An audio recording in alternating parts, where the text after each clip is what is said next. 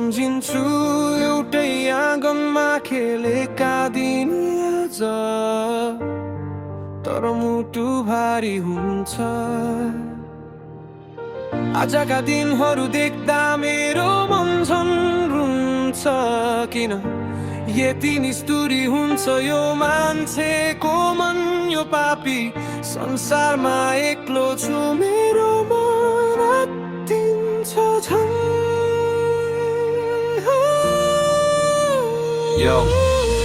सानो हुँदा एउटै थालमा खाना खान्थ्यौं, एउटै सपनालाई समातेर गाडी बढ्थ्यौं। आज किन नजर जुत्दा पनि चिसो लाग्छ, एउटै रगत भएर पनि किन मन भाग्छ। आज भोलि खुसीको कुरा पनि भन्न डर लाग्छ, कतै फेरि रिस उठ्ला कि भन्ने लाग्छ।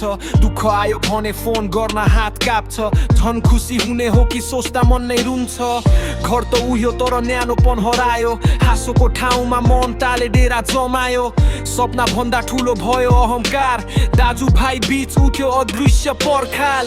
दाजुभाइ त यस्तो होस् आँसु लुकाउनु नपरोस्, दुःखमा काँधो खोज्दा आफ्नै कान भेटियो, सुखमा गर्नेले मेरो भाइ भन्न सकियोस्।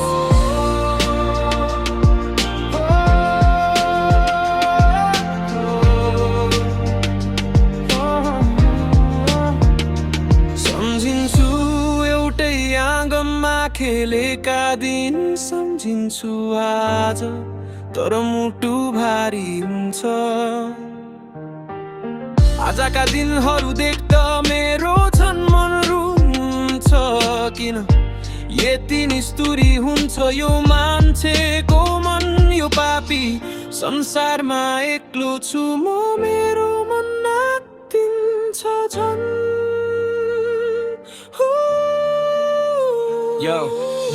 सम्झन्छु ती दिन न झगडा न दूरी, साधारण कुरा पनि लाग्थ्यो ठुलो खुसी। आज सानो कुराले मन फुट्छ, शब्दले भन्दा व्यवहारले धेरै चोट पुग्छ। के यति सजिलै टुक्छ र रगतको नाता, किन जित्न खोज्छौ हामी आफ्नै मान्छे माथि। संसारसँग लड्दा पनि सँगै थियौं साथी, तर आपसमा हार्दै गयौं छुट्टिँदै गयौं। यदि एकपटक मात्र मन खोलेर बोल्न सक्यौं भने सायद फेरि पुराना दिन फर्कन सक्थे भने। माया त अझै छ, केवल शब्द अड्किएका छन्, दाजुभाइको सम्बन्ध अझै कतै बाँकी छन्। दाजुभाइ भनेको प्रतिस्पर्धा होइन, त्यो त सहारा हो, जीवनको बल हो। यदि हामी फेरि हात समात्न सक्यौं भने सायद यो घर फेरि घर जस्तै लाग्थ्यो।